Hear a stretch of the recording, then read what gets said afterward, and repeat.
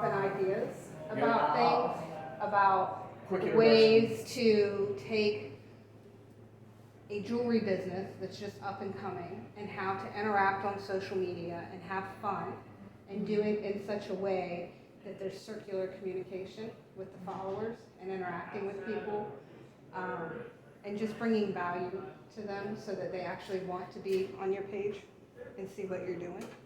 Because that, again, that's all what it's about. People, I'm from the school of people were simple.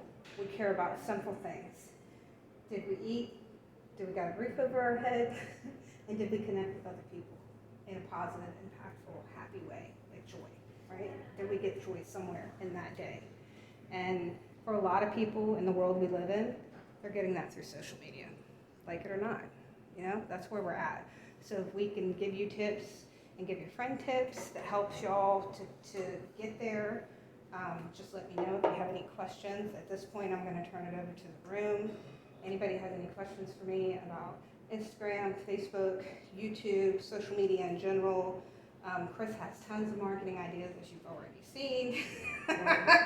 Chuck knows tons of people because he's always out on the, pavement around here covering stories. So if there's anybody you need to meet or want to know or maybe get into their shop to sell stuff, just let us know and we might know somebody. Because it's all good to know. Just watching Leah Bernardino is she's a very accomplished media executive. Most of us are very fortunate to have her. But she has a lot of understanding of how advertising is bought, how it's deployed, how it's measured. And if you do decide, if you were clubbed together and work with us, you'd be getting, international standard media advice from Leah, mostly. Maybe a little bit from me, but probably not. Mostly from me. That's what Leah's doing here. She will run, if you have any questions about media or advertising or anything, TV, radio, those TV, kinds radio, of things, whatever. That's her. She knows what's up. She's done it for many years. 21 years. So, anyway, that's He's only done publishing for a year and a half. So yeah, I don't really know shit about any of this. That's the truth. That's the actual As you truth. can see, we're kind of like Keurigs. We don't have filters. Yeah. That's good for most people, bad for some. I already asked you that, okay. But yeah, that's it. So- So yeah, any so- questions you have? Yeah. Anything you want to know about social media or I'm about interested in your advertising? business. Like, you're just starting out, you said, right? Well, no, I had a business for years, just And then doing you're festivals just and stuff. Shut it down. Yes. So are all your contacts still in place? You still Yeah. know? Can you pick up the phone and people call you back and everything? Sure. Oh, great. So that's great. I mean, that's Yeah, your 80% of it, an at least. opt-in email list is your most valuable asset as a business owner. Just so you know that. People who Yeah. opt in that give you their contact information, whether it's a sign-up sheet at your table or a little pop-up at your website that says, give me Oh, we have wait, your email you have a fancy address. sign-up sheet. Oh, hold on a minute. Okay. I said shine and see, so they're like, wait, opt in, get our email. Sign up on the field.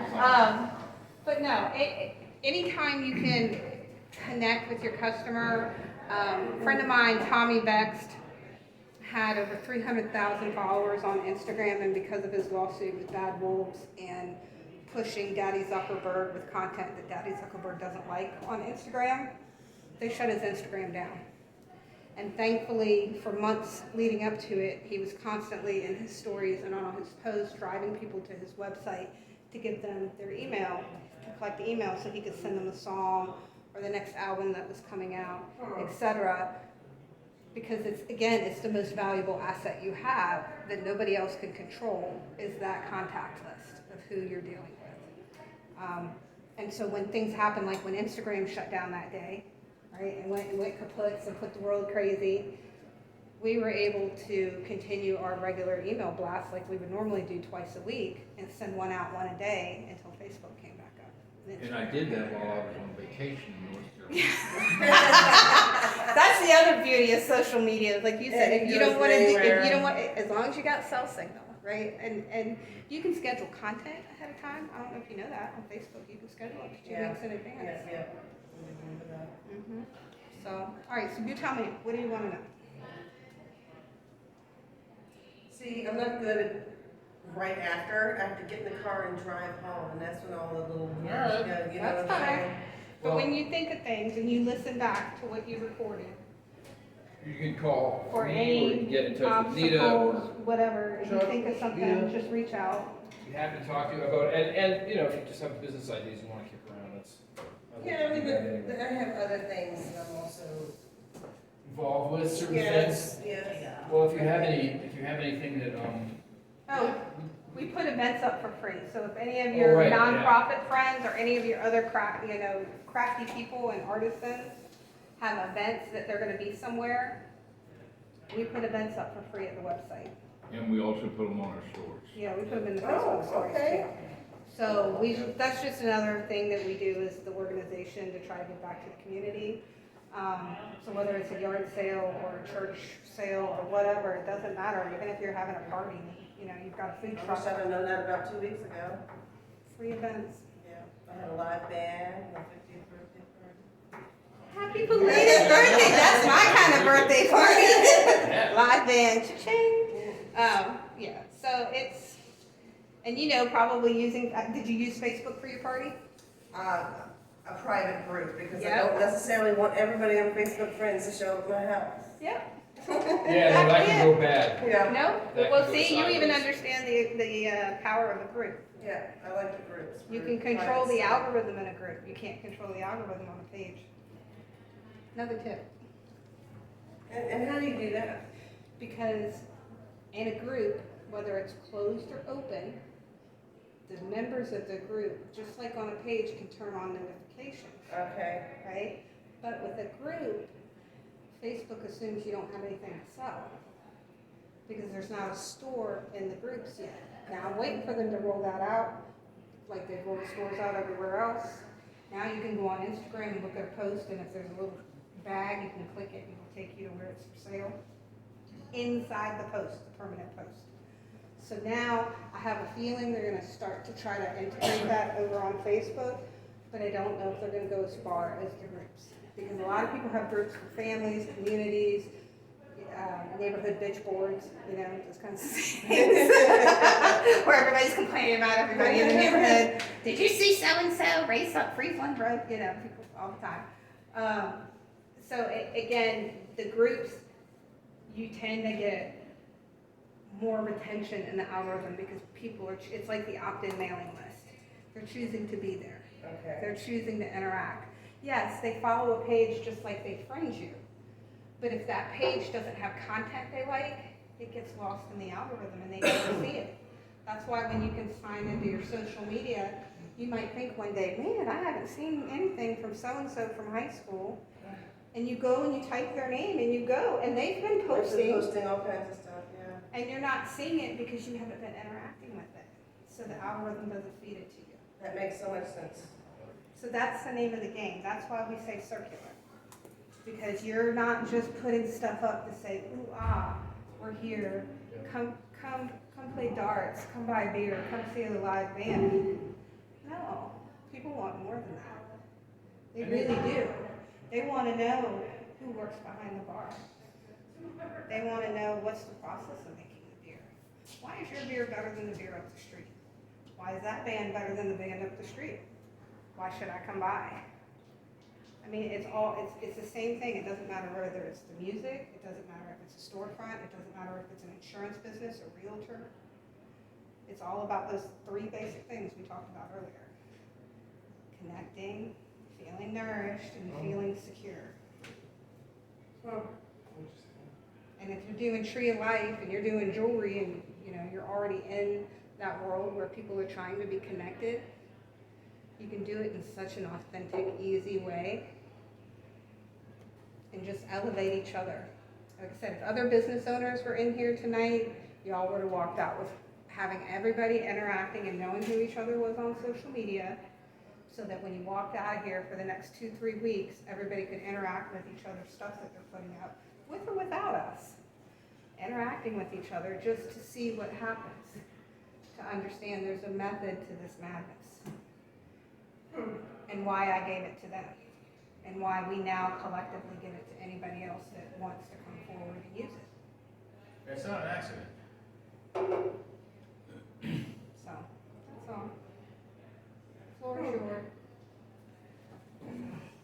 So, yeah.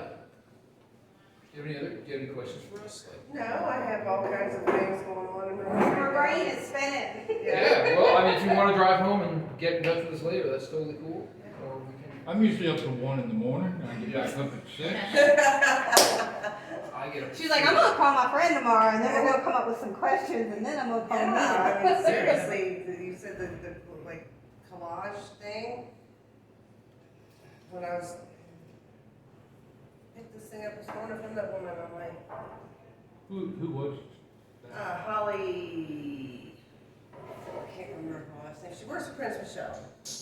Oh, Okay. Dots along the journey. Yeah, Hello. yeah, that's interesting. I'm pretty sure I've seen you at Prince Michelle. I used to work there, so I might have waited on you. Maybe? No? Probably not. No? Anyway. Emerson. M. I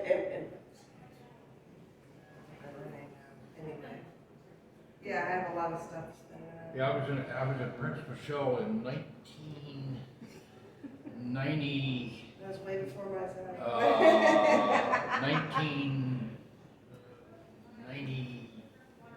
1991, somewhere like that. Shoot, 30 years And, ago. and that I didn't live in Madison. Now, you know, I've been there It switched 3 over. or 4 since times then. in the last month. Ran into the HR person at a Lydia? Lydia at the little powwow they had out there about a month and a half ago or whatever. At their house? Hmm? At their house? No, At the winery. at the winery, and Tracy Gardner, the tourism director for Madison County, introduced me and all like that. Lydia came to the thing we had in Madison like we did tonight, and they have purchased an ad with us now. They're also possibly doing the social media aspect with us.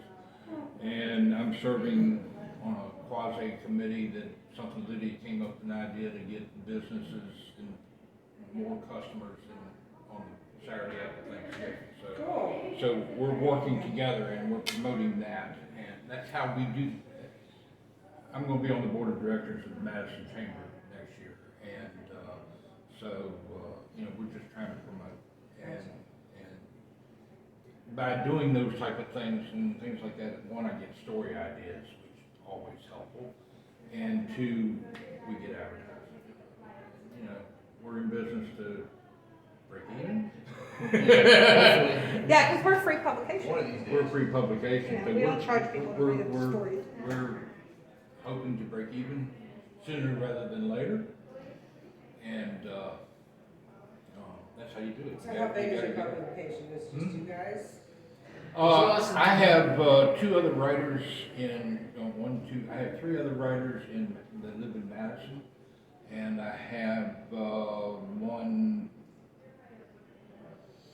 one and a half writers that live in Rappahannock.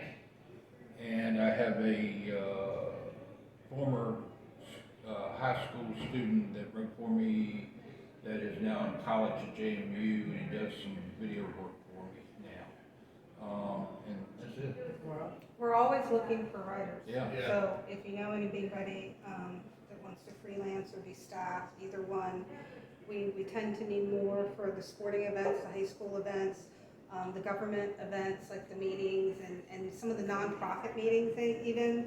We'll have, a lot of times the nonprofits will schedule their meetings and their board meetings the same night that the county is doing their meetings, so we can't be at both.